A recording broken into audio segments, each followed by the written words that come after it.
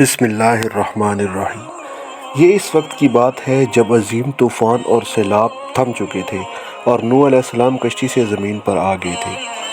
حضرت نوح علیہ السلام نے اپنے 3 بیٹوں کو دنیا کے مختلف حصوں میں روانہ کر دیا تاکہ دنیا میں انسان دوبارہ پھیلے۔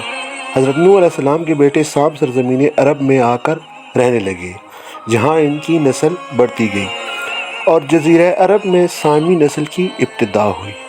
اس نسل سے ایک طاقتور سردار کی پیدائش ہوئی جس کا نام عاد تھا۔ عاد اپنی اولاد کے ساتھ جنوبی عرب کے علاقوں میں رہنے لگا۔ اس علاقے کو صحرائے اعقاف بھی کہا جاتا ہے، جہاں ریت کے بلند اور بڑے بڑے ٹیلے تھے۔ عاد اپنی اولاد کے ساتھ یہاں آ کر آباد ہو گئے اور یہاں اس کی اولاد میں 13 قبیلے آباد ہوئے۔ ان لوگوں کو قوم عاد کا نام دیا گیا۔ ناظرین، انہوں نے یہاں طاقتور حکومت کی بنیاد رکھی اور تقریباً 1500 برس تک یہاں آباد رہے۔ انہوں نے اس بنجر صحرا کو اپنی محنت اور مشقت سے سرسبز بنایا اور یہاں تک یہ خوبصورت بنیاد قائم کر دی۔ ناظرین گرامی، قوم عاد دنیا کے سب سے لمبے اور طاقتور لوگ تھے۔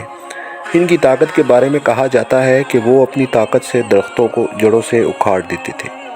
وہ کبھی بوڑھے نہیں ہوتے تھے اور ان میں سے ایک شخص 1000 سال تک کی عمر پاتا تھا اور انہیں کبھی کوئی بیماری لاحق نہیں ہوتی تھی۔ قوم عاد کا زمانہ 2000 سال قبل مسیح مانا جاتا ہے۔ انہوں نے اعقاف میں پہاڑوں کو کاٹ کر عالیشان محل بنائے تھے اور لمبے لمبے ستونوں کو تراش کر اپنی ستونوں کی عظمت کا ثبوت دیتے، اس لیے ان کو 1000 ستونوں والے شہر کی قوم بھی کہا جاتا ہے۔ ان تمام نعمتوں اور رحمتوں کے باوجود عاد اللہ کے نافرمان ثابت ہوئے۔ وہ بتوں کی پوجا کرنے لگے اور بتوں سے اپنی فریادیں مانگنے لگے۔ یہ لوگ بہت جلد برائی اور فساد میں مبتلا ہونے لگے۔ اللہ تعالیٰ نے قوم عاد میں سے ہی ایک نیک اور صالح شخص جس کا نام ہود تھا، انہیں نبوت عطا فرمائی تاکہ اس بھٹکی ہوئی قوم کی اصلاح کی جا سکے۔ انہوں نے 50 سال تک اپنی قوم کو دین و حق کی بات بتاتے رہے۔ ان قبیلوں میں سے قبیلہ خلجان دعوت حق پر ایمان لے آئے۔ باقی قبیلوں نے حق سے انکار کر دیا اور کہنے لگے کہ ہم اپنے باپ دادا کا چلن ہرگز نہیں چھوڑیں گے۔ یہاں تک کہ کہنے لگے کہ اگر ہم میں سے بھی کوئی زیادہ طاقتور ہے تو لے آؤ۔ لہٰذا اب قوم عاد پر عذاب کا فیصلہ قریب تھا۔ کئی دنوں تک بارشیں نہ ہوئیں، نہریں رک گئیں اور ہر طرف سوکھا پڑنے لگا۔ زمین بنجر ہو گئی، نہریں خشک ہونے لگیں۔ قوم عاد کے بڑے بڑے باغات سوکھنے لگے، مال مویشی مرنے لگے۔ جب کھانے کو کچھ نہ رہا تو یہ لوگ کتے، بلی اور مردار جانوروں کا گوشت کھانے لگے۔ ایک سیاہ بادل اعقاف کی جانب بڑھنے لگا اور ہر طرف اندھیرا چھانے لگا۔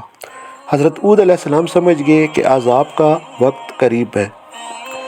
حضرت ہود علیہ السلام نے اپنے ساتھ اور ان لوگوں کو جو ایمان لائے ان کو لے کر اعقاف سے ہجرت کر گئے۔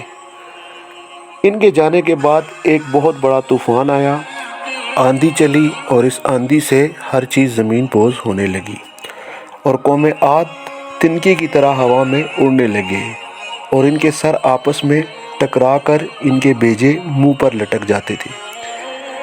یہ عذاب 7 راتوں اور 8 دن تک چلتا رہا اور اب اعقاف کی وہ علاقہ جو کبھی سرسبز ہوا کرتا تھا تباہ شدہ زمین میں بدل چکا تھا۔